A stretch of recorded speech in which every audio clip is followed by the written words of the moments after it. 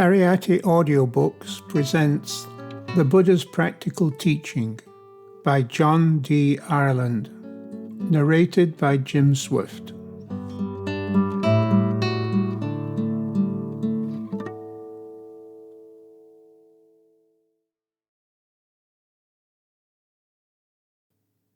The Buddha's Practical Teaching.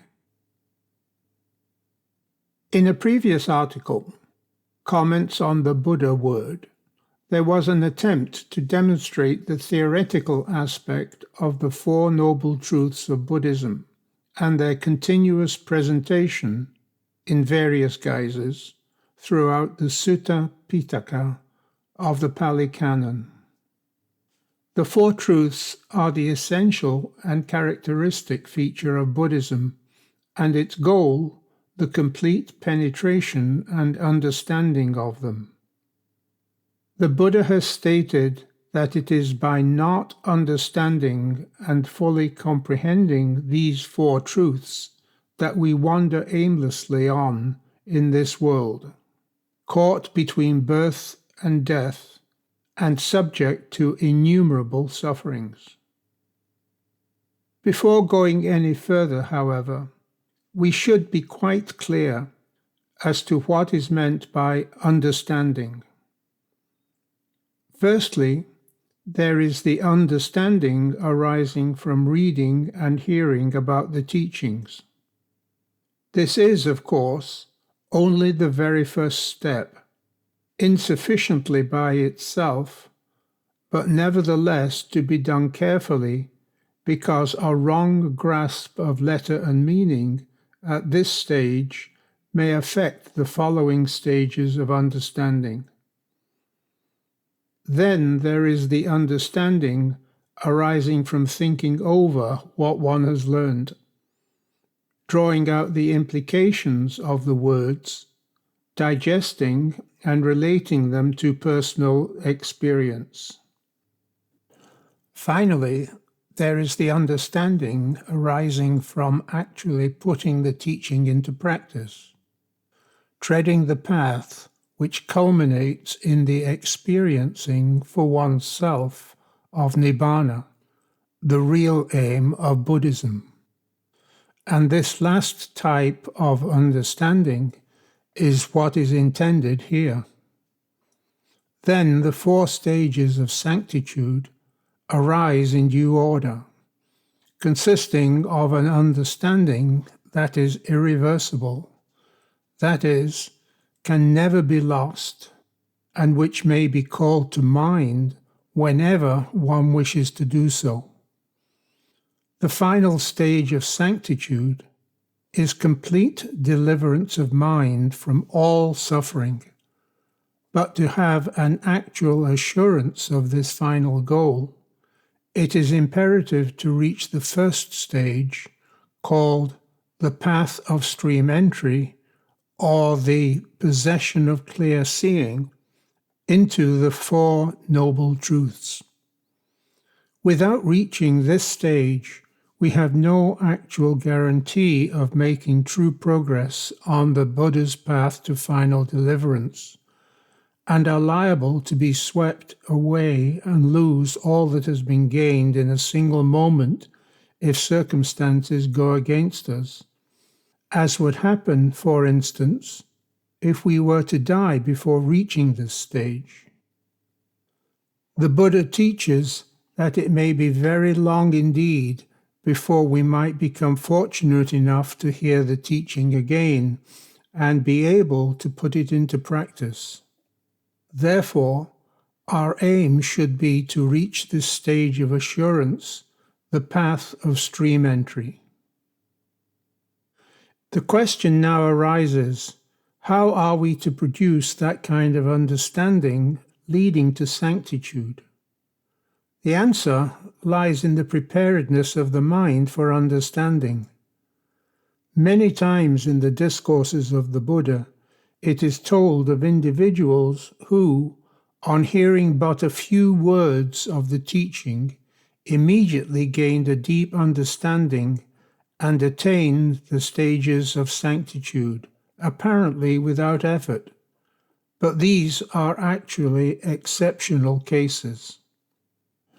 Most of the Buddha's disciples had to go through a long and laborious training before being ready to attain the goal. Again, in the Buddha's time, and even today, if one has an experienced teacher, it was made easier because the Buddha, through his comprehensive vision, understood the minds of his audience and could correct their faults so that they were prepared for understanding. But those who have no teacher in the flesh may still have a teacher in the Buddha through his recorded utterances. And this was recognized after his passing away by his immediate followers. Indeed, the Buddha says just this to the elder Ananda when he was lamenting over the fact that he was soon to lose his beloved teacher. In many places, an indication is given of this preparation of mind culminating in samadhi, concentration, absorption, or one-pointedness, whereby the hindrances which dull and corrupt the mind and act as a block to understanding are set aside. A summary of the process leading up to this state is found, for example, in the discourse addressed to Supabuddha the leper.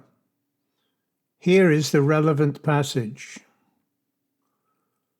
Then the Lord saw the leper Supabuddha sitting in the crowd, and having seen him, he thought, "This one is capable of understanding Dhamma." For the leper Supabuddha, he spoke a graduated talk. That is to say, a talk on generosity, good behavior, the heaven world, the disadvantage, inferiority, and defilement of sense desires, and the advantage in renouncing them. When the Lord knew that the mind of the leper Supabuddha was prepared, receptive, free from hindrance, joyful, and confident, he then made known the Dhamma teaching discovered by the awakened ones, the Buddhas: suffering, origination, cessation, and the path.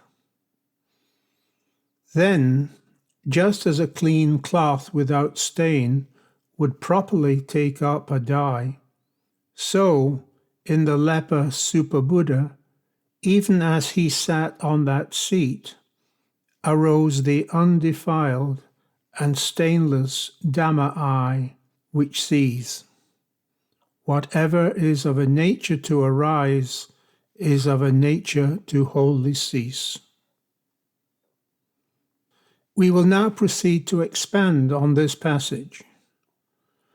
At the very beginning, a person has to have a capability of understanding, a certain level of intelligence. This is the result of past reasonable human moral conduct, and is called merit or worthiness, punya. This must be present for one even to care to learn about the teaching or be in a position to learn it.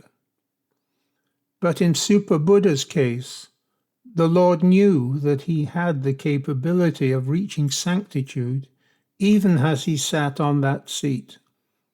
So his worthiness was above average.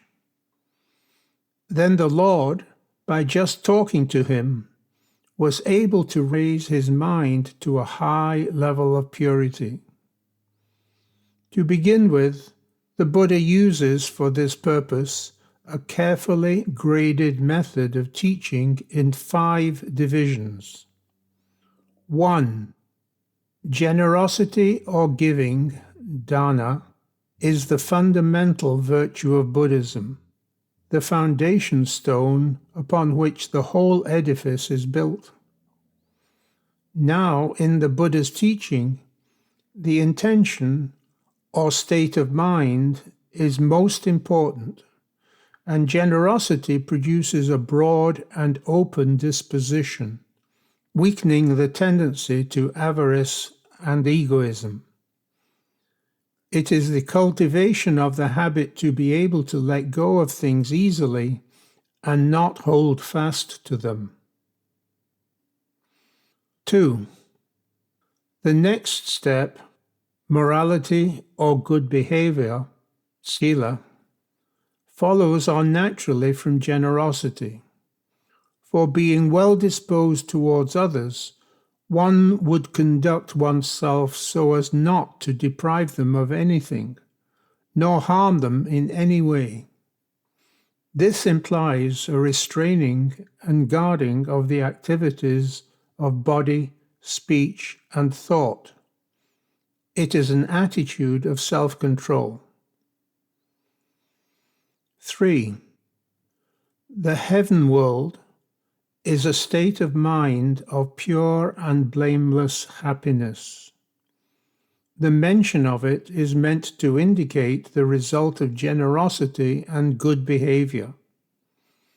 By it, the mind is healed of any ungenerous and perverted behavior still remaining, and becomes balanced, well, and wholesome. 4. Next, seeing the disadvantage of sense desires is necessary to counterbalance the previous step. For the heavenly world being such a pleasant state, one is liable to become enamored by it and unable to progress and discover the true aim of the Buddha's teaching. Heavenly enjoyment is the highest form of sensuality, and to break one's attachment to it, the Buddha shows it has the disadvantage of not lasting, of being impermanent, and mixed with disappointment and distress. He points out that the sensual pleasures are really an inferior form of happiness compared with the bliss obtained by the practice of meditation. And even this is of little worth when one has experienced the supreme bliss of Nibbana. Sensuality is a very real and strong defilement, and difficult to get rid of. It dulls and corrupts the mind so that those controlled by it find it hard to believe there could be any condition superior to it, not to mention any happiness outside of it. 5. Finally, the Buddha teaches the advantage of being free from sensual desires and the escape from the suffering engendered by them. Whenever we attempt to gratify our desires, sooner or later we are bound to experience disappointment and frustration, for the objects of our desires are continually altering and disappearing. The Buddha has said that the average person knows of no escape from suffering other than the pleasures of the senses. So it is merely a vicious circle, suffering leading to the search for pleasure, and the latter leading back to suffering again. If we could break away from this circle by disciplining the mind not to automatically run to the distractions of the world, but to face and investigate the causes of our unhappiness, we would then discover the sure deliverance from it. The way of deliverance is by the practice of meditation, which withdraws the mind from the senses and turns it upon itself. Then samadhi arises, a state of great calm and bliss, superior to the dubious pleasures of the world of the senses. Super Buddha understood this, and, turning away from sense desires, his mind became endowed with 5 qualities: preparedness, receptiveness, freedom from hindrance, joy, and confidence. These counteract and replace the 5 hindrances, nivrana in Pāli, which prevent the attainment of concentration, samadhi, and clarity of mind. The first and foremost of these hindrances is the desire for sensual pleasures. By being rid of this, the mind is prepared to clearly comprehend whatever it may turn to. The second is aversion, which sets up the barrier of not wanting to understand. By breaking this down, the mind becomes sympathetic and receptive. The third is sloth and torpidity of mind, and is opposed to alertness and clarity. The fourth is worry and distraction, discarded by a joyful serenity of mind. And the fifth is doubt, overcome by confidence and trust. The state so attained is called upachara samadhi, concentration that is approximate or akin to sama samadhi, perfect concentration of the Noble Eightfold Path. On careful examination, it may be seen that the 4 noble truths have already been presented here in a disguised manner. For the disadvantage or impermanence of sense pleasures is the truth of suffering. The desire for the sense pleasures is the truth of the cause of suffering. Being free of this desire is the truth of the cessation of suffering. And the renouncing of the sense pleasures is the path. But the understanding rising from this is not a stage of sanctitude. It is unstable because the vision of Nibbana is not obtained here. It is merely an insight into the nature of sensuality. Yet it is a sound foundation, for it gives a glimpse of what might be and may generate an aspiration, dhammachanda, for the true goal. Furthermore, by anticipating the trend of the actual 4 truths, which come next, the mind will take them in more easily. Being familiar with the method of the truths, they will not be utterly outside one's experience, and so will be easier to assimilate. For those of us less endowed than Super Buddha, the way to the attainment of this state may be more circuitous, taking a long time, perhaps years, to realize. And for us, the Buddha teaches the many meditation exercises and other devices whereby our merit, character, and mind are strengthened and purified. For instance, again from the Udana 4.1, a story is told about the bhikkhu Meghiya, who, although he attempted to practice assiduously, was continuously assailed by distracting and impure thoughts. The Buddha, when told of this state of affairs, instructed him in 5 things leading to preparedness of mind for understanding, or according to the text, for maturing a mind immature for release. 1. Having good friends and companions to encourage and advise one. 2. Being scrupulous in observing the rule of moral behavior. 3. Being able to listen to talk that inspires one in the practice. Perhaps today we may substitute this with reading the discourses of the Buddha and the life stories of famous disciples. 4. Being firmly resolved to make a continuous effort in getting rid of bad, unwholesome states and cultivating good states.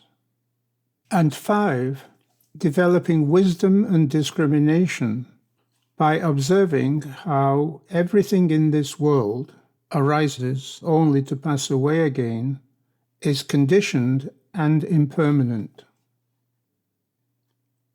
After this, the Buddha advised Meghiya to practice 4 more things. 4 hints, we might say, for overcoming 4 specific negative states of mind. 1. The contemplating of the non-beautiful, asubha, unpleasant nature of the body by mentally dissecting it into its various component parts and organs, and also its functions such as digestion and excretion. This is for overcoming excessive attachment and love for one's own body and the bodies of others, and gives freedom from worry and concern about the body. 2. The impartial development of an attitude of friendliness, metta, or kindliness, sympathy, and identification with others. This overcomes anger, ill will, and annoyance, and leads to a happy, contented, and tolerant state of mind. 3. Mindfulness of breathing, the awareness of the breaths entering and leaving the body by the sense of touch at the nostrils, which overcomes the turmoil of excessive and distracting discursive thoughts. The mind is then able to be controlled and concentrated, and to be used more effectively. This last is an important meditational practice in Buddhism, its reputation being enhanced by the tradition of it being the main practice of the Buddha himself. 4. Developing the idea of the impermanence of everything that is called oneself, which removes egotism and pride, and leads to an understanding of the teaching that all phenomena are empty and without a permanent core, that is, are not self, anatta. Another preparatory practice occurring in the Pāli Canon, Anguttara Nikaya, consists of 5 contemplations, their importance stressed by being described as 5 things often to be contemplated by laymen as well as bhikkhus. 1. Old age will come. I have not outstripped old age. 2. Disease will come. I have not outstripped disease. 3. Death will come. I have not outstripped death. These 3 overcome the 3 prides, mada, of youth, health, and life, respectively, causing people to do evil deeds. 4. All things near and dear to me are subject to alteration, subject to separation. This overcomes excessive attachment to people and possessions. 5. I am the result of my own deeds. Whatever deed I do, skilled or unskilled, good or bad, I shall become an heir to it. This overcomes wrong acts of body, speech, and thought. The ideas of impermanence, suffering, and not self are at the heart of the 4 noble truths and produce the experience of nibbana. As the Buddha says to Meghiya, by perceiving impermanence, Meghiya, the perception of what is not self is established. Perceiving not self, means the uprooting of the I am conceit, and one realizes Nibbana in this life. That the body, feelings, perceptions, activities, and mind are actually impermanent and impersonal is highly unsatisfactory. And so we experience suffering because we crave to exist and experience the things of this world as if they were really permanent and belonged to us. This disparity between reality and our views and longings concerning it is what is termed suffering. By developing the idea of impermanence, we cease to identify ourselves with what is impermanent, and so do not crave for it, because if we did, we would only experience suffering. If there is no craving, there is no suffering. When this is clearly seen, it is called right view, the first step of the Eightfold Path. According to our view, so we think, speak, act, and live, steps 2 to 5. All our efforts to purify and rid our minds of suffering-producing cravings and the practice of mindfulness and meditation, steps 6 to 8, are directed by this right view and lead towards the cessation of all craving-engendered suffering. In Super Buddha, his mind compared with a clean cloth ready to be dipped in the dye of understanding, arose this right view, the undefiled and stainless Dhamma eye, which sees that suffering arises from craving and can cease with the cessation of craving. This is the Dhamma discovered and taught by the Buddhas and known as the Four Noble Truths. 1. Suffering. 2. Its origination in craving. 3. Its cessation or Nibbana. And 4. The path leading to its cessation, composed of 8 factors: right view, thought, speech, action, livelihood, effort, mindfulness, and concentration. This clear seeing with the purified eye of Dhamma into the Four Truths is the first stage of sanctitude, the entry into the stream that carries one to the ocean of Nibbana. From here there is no turning back. One knows where the final goal lies, and one sets out on the journey towards it. Previously, there was aimless wandering, being pulled first in this direction and then in another by one's desires, opinions, and speculations. But now, one knows the direction in which to go. One has started out on the path, and however long or short the journey, one is bound to reach the goal, final deliverance from all suffering. Super Buddha's attainment of this state is confirmed by the continuation of the passage from the Udana quoted above. Then the leper Super Buddha, having seen the Dhamma, realized the Dhamma, understood the Dhamma, penetrated the Dhamma, crossed beyond doubting, being freed from uncertainty, confident, not needing another to inspire him with faith in the teacher's message, arose from his seat and approached the Lord. Having drawn near and prostrated himself before the Lord, he sat down at one side.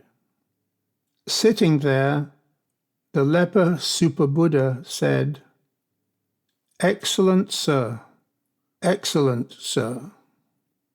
just as if one should set upright the overturned, or should uncover the hidden, or should show the path to one who is lost, or should bring an oil lamp into darkness, so that those with eyesight could see objects. Even so, by various methods has the Dhamma been explained by the Lord.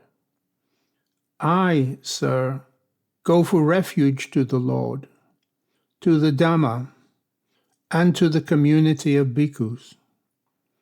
May the Lord accept me as a lay follower, gone for refuge from this moment forth, for as long as life lasts.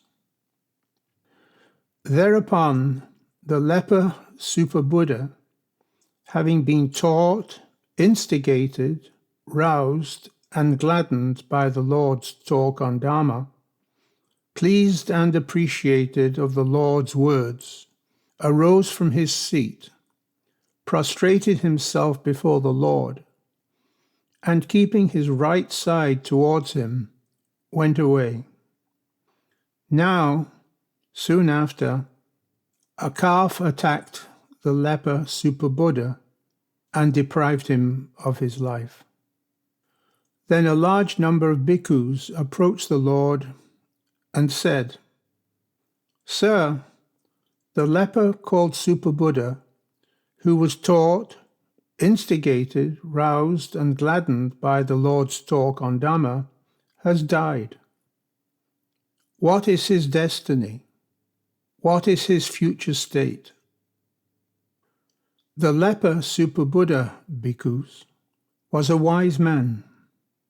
He practiced according to Dhamma and did not trouble me with queries about the Dhamma. By destroying 3 of the fetters, bhikkhus, the leper Super-Buddha is a stream enterer, not liable to fall away, assured, bound for complete enlightenment. The beginning of this passage leaves no doubt on Super-Buddha's assurance as to the nature of Dhamma and his confidence in it and in the teacher. He then openly makes known his realization, illustrating it with 4 similes, and declares that he goes for refuge to the Buddha, the Dhamma, and the Sangha. That is, that he accepts them as his sole guide and ideal for as long as life lasts. In the Pāli Canon, there are listed 4 characteristics of the stream enterer: having unshakable confidence in the Buddha, the Dhamma, and the Sangha, and the practice of perfect morality. The simple ceremony of going for refuge to the 3 jewels of Buddhism and the undertaking to observe the 5 precepts of non-killing, non-stealing, etc., before a member of the Buddhist Sangha is the outward token of acceptance into the Buddhist religion. But strictly speaking, only on the attainment of stream entry does one truly become a follower of the Buddha. For only then does one understand what is really meant by the 3 refuges and the vital importance of correct moral behavior. For an ordinary person, the Buddha, Dhamma, and Sangha are external, whereas for a stream enterer, they are within his own mind, a part of his being, and intimately bound up with his realization. The definition of a stream enterer is a person who has completely destroyed the first 3 of the 10 fetters, Sangyojana in Pāli, so that they can never arise again. They are: 1. The view that the various factors such as body, feelings, perceptions, etc., are actually permanent satisfying, and constitute or are owned by a personal entity or self, thought of as having existed in the past and continuing in the future. 2. Doubts about the Dhamma and the path to be pursued. 3. Looking externally to the world for purification and deliverance. The next two fetters, which the stream enterer still has intact, are sensual passions and animosity. Their grosser aspects are eliminated on reaching the second stage of sanctitude, and completely eradicated at the third stage, where he severs his attachment to the world as we know it. There still remains, however, attachment to existence of a subtler kind, conceit, restlessness, and residual ignorance about the Four Truths, which are only destroyed on attaining the fourth and final stage of the Arahant, the complete deliverance from suffering by the destruction of the last vestiges of craving and attachment. The fact that Super Buddha was gored to death may not have been purely accidental. The commentary suggests it was the work of a yakini, a demoness who had taken on the form of a calf. But no concrete reason as to why this should have happened is given. It is recorded of other disciples that they died in similar circumstances after attaining a stage of sanctitude. For instance, Bahiya, after becoming an Arahant, and Pukusati, who had reached the third stage of sanctitude. A possible explanation could be that in Buddhism, what we are is the result of former deeds, karma. And when these are worked off, like a debt, a change must occur in our circumstances. The discourse states that Super Buddha was a leper, a poor, insignificant, wretched person, maintaining himself by begging. He had only happened to come and hear the Buddha's teaching with the idea that he might get something to eat from other people listening there. His circumstances were the end of a long series of sufferings, the result of an evil deed in a former life. However, on the attainment of sanctitude, a powerful source of good, and the simultaneous wiping out of his past evil, he could not continue living in his previous miserable state, and so died and was reborn, the Buddha says, among the gods, Deva, of the Tama-Timsa heaven, where he outshines the other gods in beauty and glory. He is now destined for rebirth 7 times at the most, in the happy states of existence, either among humans or gods, before attaining final deliverance, this being the result of his attainment of stream entry.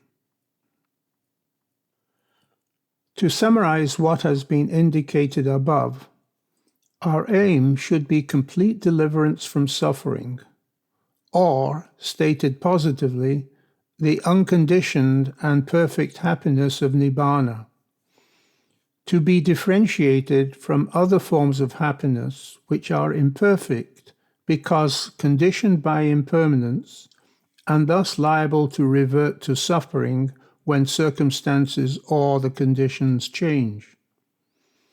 By an understanding of the Four Noble Truths of Buddhism, we are set in the right direction to achieve this aim.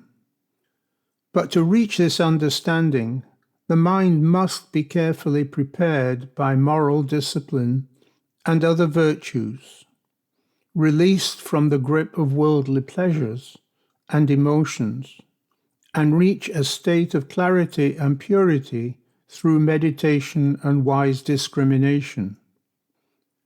Then, by reflection on the three characteristics of existence, the impermanence, suffering, and absence of an underlying entity, this understanding will arise, giving assurance and confidence. The practical nature of the Buddha's teaching is that it leads one gradually, step by step, like a building raised brick by brick upon secure foundations. Although what has been said above may appear fairly straightforward, in fact, it is very difficult to do, and so we must not be disheartened by apparent setbacks and failures.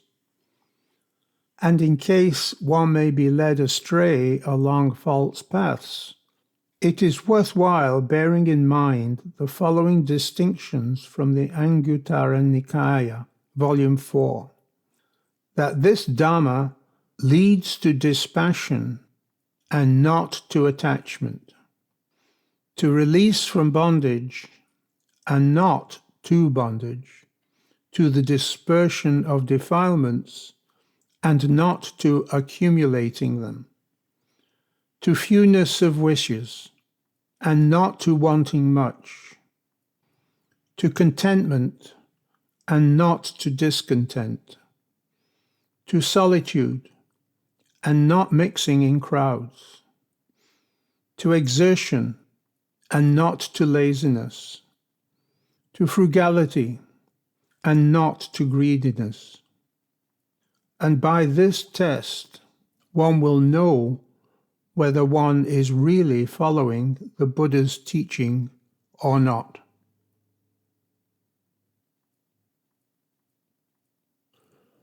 This has been the Buddha's Practical Teaching by John D. Ireland, narrated by Jim Swift. Copyright 1965, The Buddhist Publication Society. Audio production, copyright 2023, Pariyatti. Pariyatti, a non-profit 501c3 organization, offers a wide variety of books, eBooks, videos, and audiobooks about the teachings of the Buddha, the Pāli language, and Vipassana meditation. Browse our complete catalog at www.pariyatti.org.